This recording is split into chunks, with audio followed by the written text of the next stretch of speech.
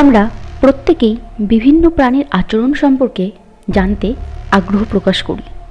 আর প্রাণীটি যদি হয় অ্যানাকন্ডা, তাহলে তো কোনো কথাই হবে না।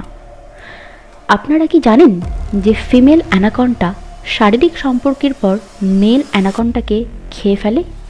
কি আশ্চর্য হলেন? হ্যাঁ, এটাই সত্যি যে একটি ফিমেল অ্যানাকন্ডা মেল অ্যানাকন্ডাকে শারীরিক সম্পর্কের পর আস্ত খেয়ে ফেলে। আসলে প্রজনন প্রক্রিয়া পৃথিবীর প্রতিটি প্রাণীই করে থাকে। এর সাহায্যে তো বংশবিস্তার ঘটে। সমস্ত প্রাণীর মতোই বংশবিস্তারের জন্য অ্যানাকন্ডা তার প্রজনন কার্যটি সম্পন্ন করলেও অন্যদের থেকে এর প্রজনন কার্যের প্রক্রিয়াটি সম্পূর্ণ ভিন্ন। দক্ষিণ আমেরিকাতে পাওয়া ফিমেল অ্যানাকন্ডা এমনই একটি অদ্ভুত ঘটনা ঘটিয়ে থাকে।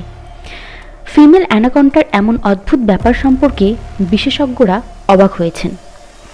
আমরা যদি একটু লক্ষ্য করি তাহলে দেখতে পাবো যে সাধারণত প্রায় সমস্ত প্রাণীর ক্ষেত্রে মেল প্রাণীটি আয়তনের দিক থেকে ফিমেলের থেকে অনেক বড় হয়, কিন্তু অ্যানাকন্ডার ক্ষেত্রে এই ব্যাপারটি সম্পূর্ণ উল্টো। ফিমেল অ্যানাকন্ডা মেল অ্যানাকন্ডার থেকে অনেক বড় আকারের হয়। এমনকি মাঝে মাঝে মেল অ্যানাকন্ডার থেকে ফিমেল অ্যানাকন্ডা 5 গুণ বড় হয়ে থাকে। মেল অ্যানাকন্ডা মনে করে বড় কোনো ফিমেল অ্যানাকন্ডার সঙ্গে শারীরিক সম্পর্ক ঘটালে তার বংশবিস্তার ঘটবে অধিক, তাই তারা সঙ্গী হিসেবে সর্বদাই বড় কোনো ফিমেল অ্যানাকন্ডাকে বেছে নিতে পছন্দ করে। আর অন্যদিকে ফিমেল অ্যানাকন্ডা একাধিক মেল অ্যানাকন্ডার সাথে শারীরিক সম্পর্ক করে। ফিমেল অ্যানাকন্ডা এটা তখনই করে যখন সে দেখে যে তার সঙ্গী প্রজনন প্রক্রিয়ায় বেশ দুর্বল। তখন সে সঙ্গী হিসেবে অন্য কোনো মেল অ্যানাকন্ডাকে খুঁজতে শুরু করে। এভাবে সে একাধিক মেল অ্যানাকন্ডার সাথে শারীরিক সম্পর্ক তৈরি করে, কারণ ফিমেল অ্যানাকন্ডা মনে করে যে শক্তিশালী সঙ্গীর সঙ্গে সম্পর্ক স্থাপন করলেই তার বাচ্চাগুলি শক্তিশালী হবে। আসলে প্রজনন প্রক্রিয়ার সময় একটি ফিমেল অ্যানাকন্ডা প্রায় 7 মাস কিছু না খেয়ে থাকে এবং প্রজনন প্রক্রিয়া সম্পন্ন করে থাকে।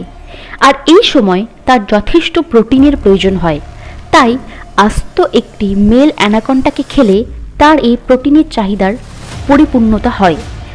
যেহেতু মেল অ্যানাকন্ডা আকারে অনেক ছোট হয়, তাই সে কিছুই করতে পারে না।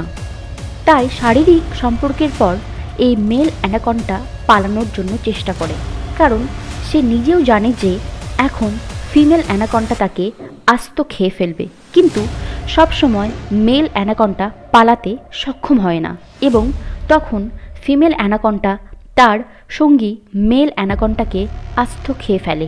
এটি প্রকৃতির নিয়ম।